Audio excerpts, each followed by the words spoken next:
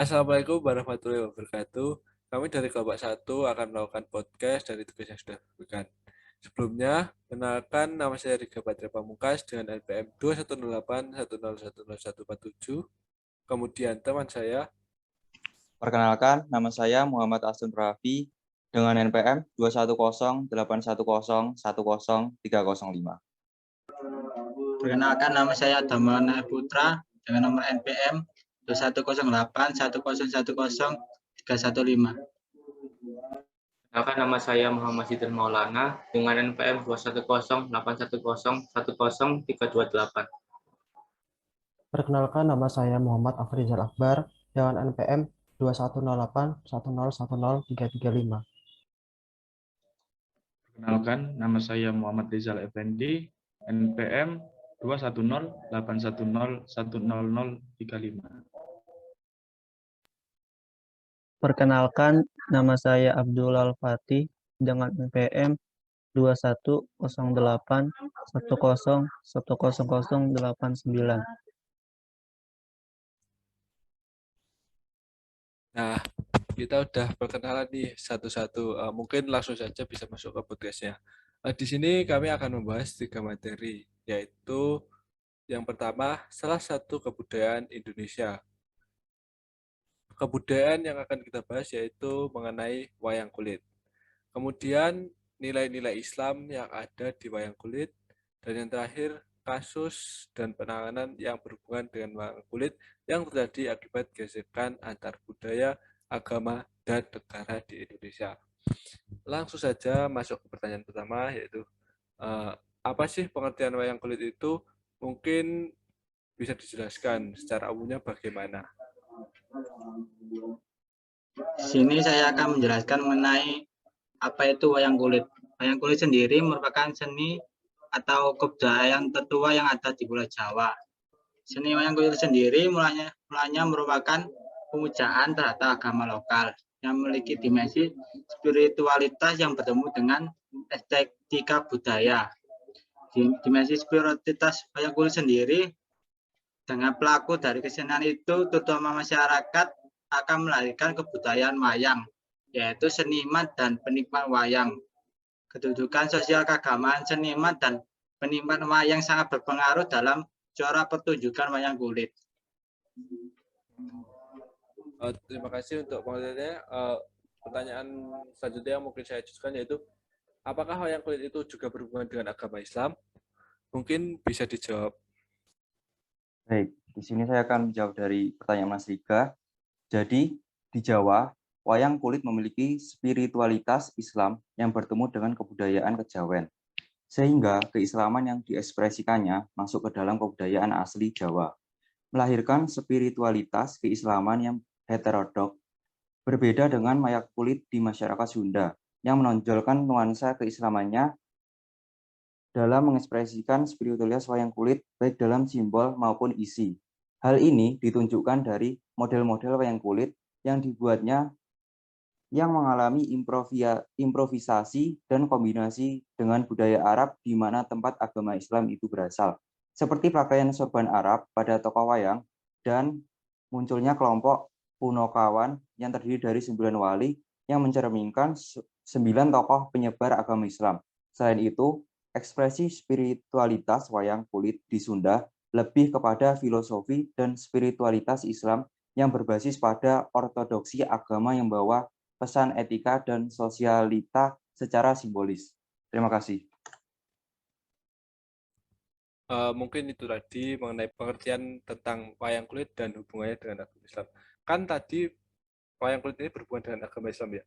Apakah ada nilai-nilai Islam yang terdapat di dalam wayang kulit itu?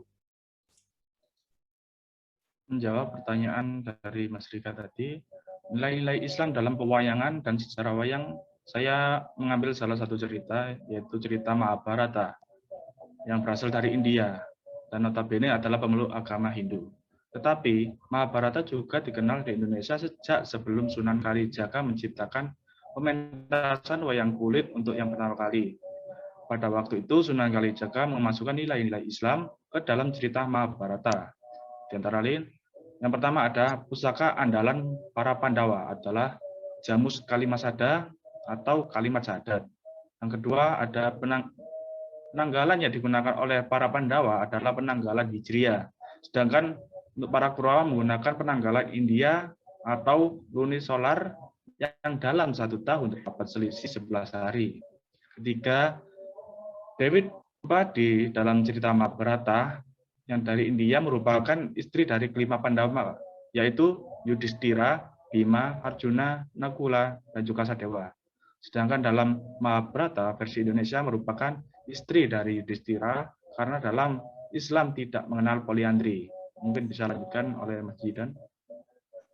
Lalu yang keempat, dalam Mahabharata asli India memiliki dewa-dewa tertinggi, dan dewa-dewa tersebut adalah Dewa Siwa, Wisnu, dan Brahma. Sedangkan dalam Mahabharata versi Indonesia terdapat karakter Dewa Ruci atau dikenal dengan nama Sang Hyang Wenang atau Sang Hyang Tunggal yang merupakan dewa daripada dewa. Lalu yang nomor 5, yang menjadi ciri khas pengaruh Islam dalam pewayangan adalah diajarkannya egalitarianisme, yaitu kesamaan derajat manusia di hadapan Allah dengan dimasukkannya tokoh-tokoh punakawan seperti Semar, Gareng, Petruk, dan Bagong. Semar atau Sang Hyang Ismaya dalam cerita Mahabharata versi Indonesia merupakan kakak dari Dewa Siwa. Semar dalam versi Indonesia diceritakan menolak untuk dijadikan raja daripada dewa di kayangan dan lebih memilih untuk menjadi manusia biasa seperti batur atau pembantu dari para Pandawa. Lalu nomor 6, pada sekitar abad 15, pengubahan cerita wayang yang berinduk pada Ramayana dan Mahabharata semakin jauh dari aslinya. Sejak zaman itulah masyarakat penggemar wayang mengenal silsilah tokoh wayang, termasuk tokoh dewanya, yang berawal dari Nabi Adam. Silsilah itu berlanjut hingga sampai pada raja-raja di Pulau Jawa. Dan selanjutnya mulai dikenal pula adanya cerita wayang pakem yang sesuai standar cerita, dan cerita wayang karangan yang di luar dari standar. Selain itu masih ada lagi yang disebut lakon sempalan, yang sudah terlalu jauh keluar dari cerita pakem. Wayang kulit itu berarti merupakan salah satu budaya yang memiliki nilai-nilai Islam yang lumayan baik juga ya. Untuk pertanyaan selanjutnya, apakah di dalam budaya wayang kulit itu juga ada kasus yang terjadi akibat gesekan antar budaya, agama, dan negara di Indonesia?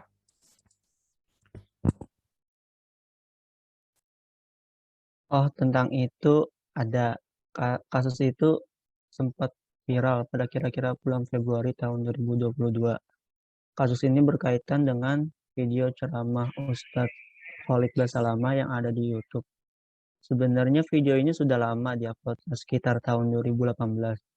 Nah, kronologinya adalah ada peserta pengajian yang sedang bertanya tentang apakah wayang itu haram, dan jika haram bagaimana cara bertaubat seorang profesi dalang.